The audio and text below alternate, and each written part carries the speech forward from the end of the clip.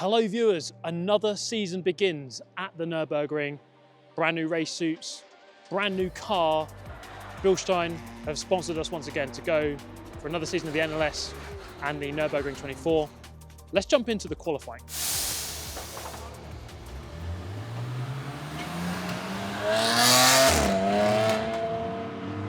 Now we all had a go at the wheel, but it was Manuel Metzger, our star driver, who set the fastest lap in our qualifying in the upgraded BMW M4 GT4 Evo for this year. As ever, Manny really getting to grips, excuse the pun, with the car. And after a flying lap, after a very solid lap, setting a rather blistering 8 minutes 30, which puts us easily on pole position in our class. Easy. Is that P1 in class? Yeah. Nice. The thing is now, Manuel, yeah, right? Yeah. So Manny has done an 8:30, first in class. Good job. Good. Only an 8:30. Yeah, okay. Oh my gosh. A lot of press. The GOAT delivers again. I did one extra lap on the Grand Prix because I had very big traffic of all the GT3s coming up from behind, so car feels great, so it's really cool. Yeah. Now Manny did the quickest lap in qualifying, but I was due to start the race. However, we had one very big dilemma to try to work out.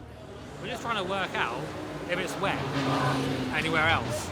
Because we know it's wet here, obviously we're here, but we don't know if it's wet like at Adenau or further into the course. So we haven't made a choice on tyres yet, I don't think. Looks dry there, but I don't know how. It was 10:38, so an hour ago. So we're lacking information right now. Welcome to the Nürburgring. Wouldn't have it any other way. No, why easy? Brackets, I would. It would be dry all the time. Extremely excited. Manuel qualified the car on P1 in class. Hello viewers, and now for some animal facts. Did you know that the shrimp has its heart and brain both in the head? Okay guys, we're here on the grid for the first race of the season. Brand new overalls, brand new updated car. I've got to go, let's go do it. Do excuse the rather rushed introduction to the race there on the grid. I didn't have much time to get my words out, but I did have plenty of time here on the rolling up lap to work out the conditions around the entire track. We're in a weird situation where it's rained quite heavily and then suddenly stopped and now it's sunny. So Steve's out there on wet tyres because he has no choice to be. So we're in a bit of a weird strategic position. We can either keep him out on the wets, just destroy him and have our usual pit plan, or we can bring him in when it dries up, which I think is probably the better idea, and then he has a longer first stint. Yeah, we had a tricky dilemma at the beginning of this race in terms of which tyres do we begin the race on.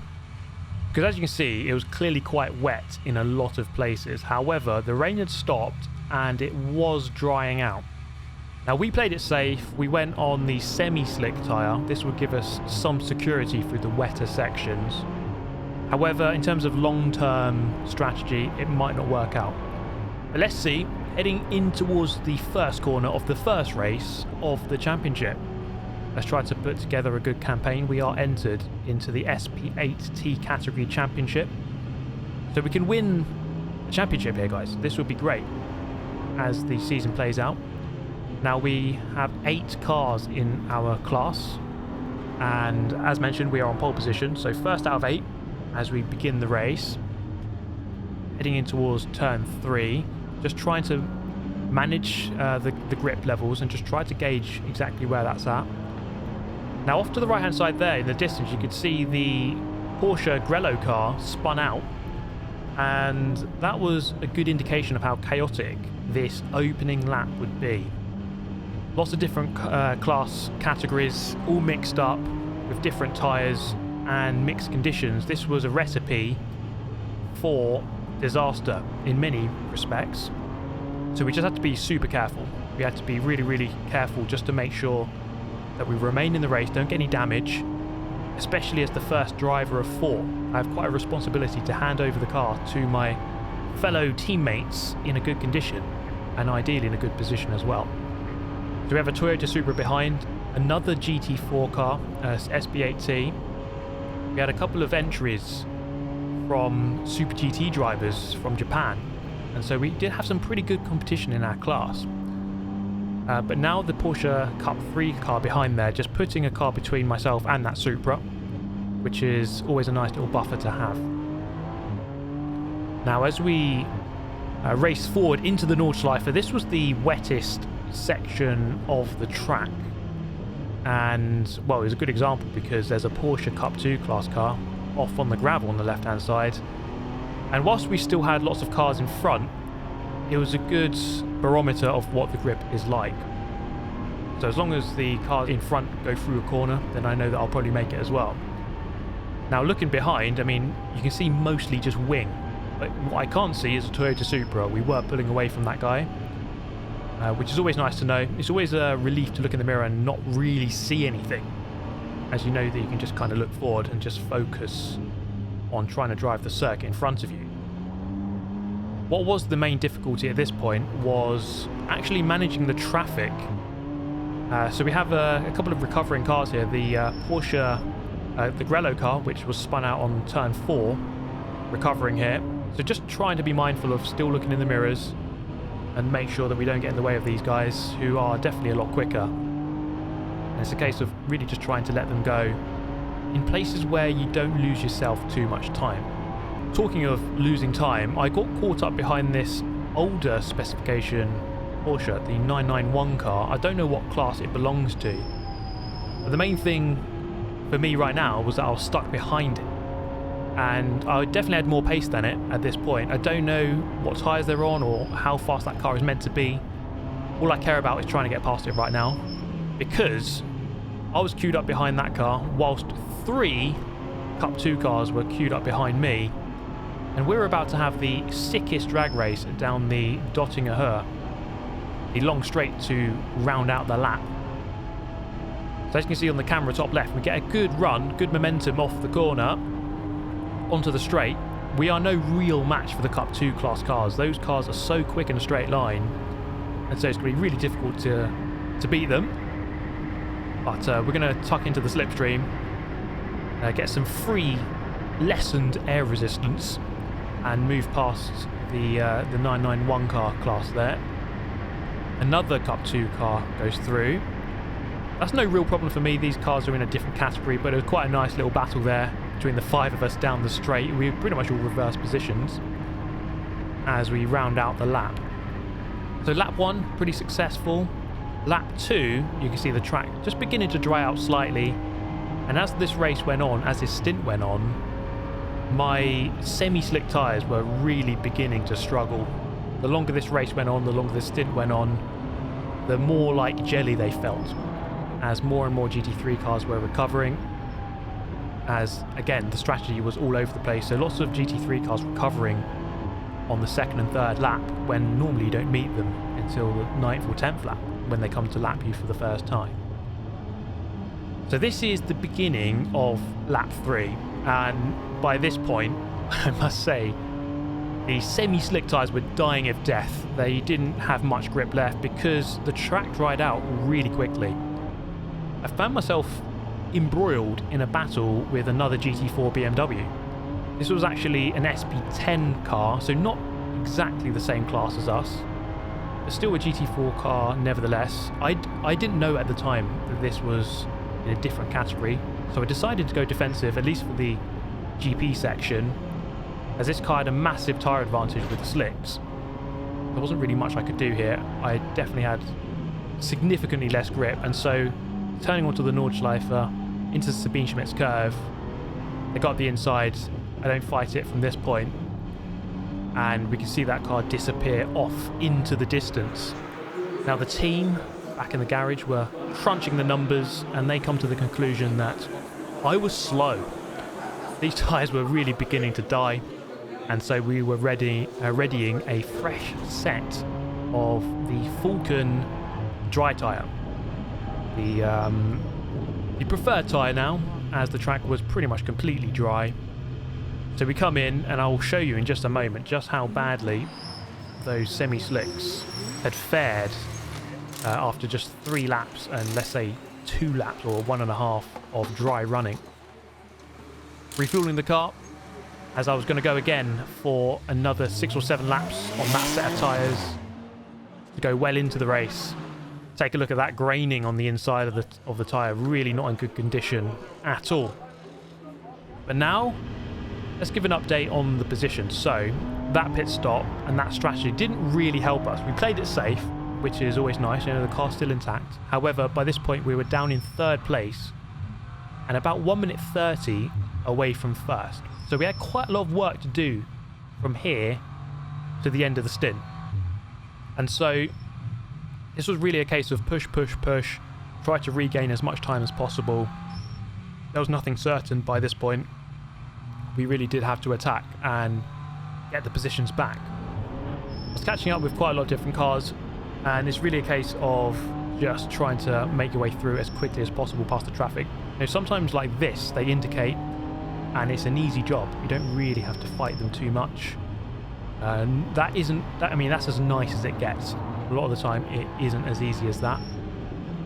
But after another hour of racing, I had a rather lonely stint. There wasn't too much fighting to be had. But I put in a nice set of consistent laps, 6 in total in this second stint. And we bring the car in 3rd place, just behind 2nd, the Aston Martin in front. A solid stint to round out my first race of the season.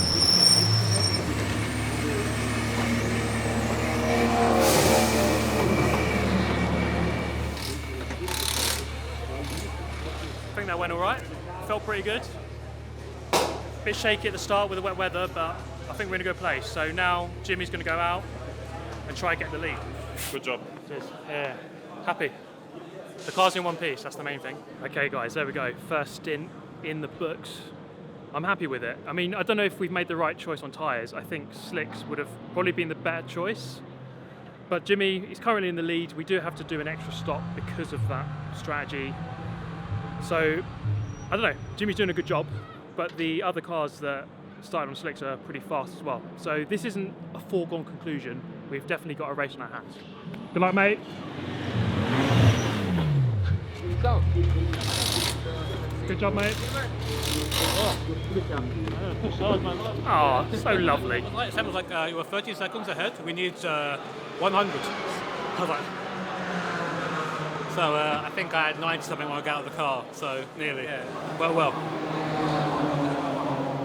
Could not disagree more with everything you just said. But yeah, on track, we're currently in the lead. We have to do an extra stop. We're going to lose a load of time. So it's up to Manny now just to push, get a gap, and hopefully it'll work out. Yeah, Manny, the 3rd driver in the car, continuing to push and open up that gap as much as possible to try to recover the lost time from earlier. He was doing a fantastic job whilst Misha was readying up in the pit lane. We haven't had an animal fact for Misha yet, so here we go. That's what Steve is thinking, because when I was holding his camera at the grid, I gave the animal fact. But I give you another one. The pistol shrimp can clack with its hands and make 218 decibel sound. That's like 5 times more than an M4 GT4. Thank you for that incredible fact, Misha, as ever. That's why we have him in the team, for things like that. But as Misha was giving us some amazing facts, Manny was out on the track, doing the business as ever, and the cars behind us in our class began to really fall off the pace, and our lead looked incredibly comfortable before Misha even went out onto the track. So great job by Manny, as ever. Good luck, bro.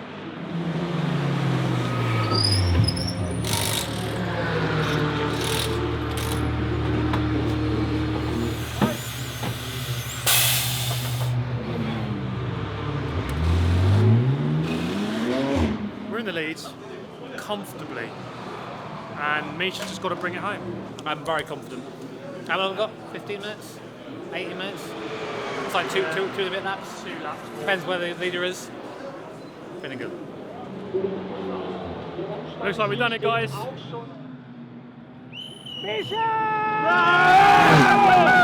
Get in there, Louis. Amazing. Good job, boys. Good job. Easy game. Come on. Oh, that's how we do it, mate. Thank you, man. Congrats. Sorry, man. Good job. Come on. Did it. Come on. P1, baby. That's the way to start the season. 1 out of 1, 100% win rate. And the car feels amazing. It was a great race. Really happy with it. Misha, Yeah. well driven, man. Thank you so much. Great stuff. Thank you so much. Congrats, really good. Great job. Very good. It's a great start, so let's keep it up. And normally we go on some other podium somewhere, but this time we're on the big boy podium. Bilstein für Bilstein bei Black Falken sind die Sieger Jimmy Broadbent, Steve Brown, Misha Chardon, Manuel Metzger.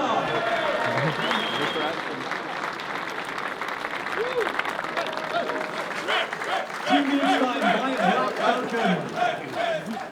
Champagne!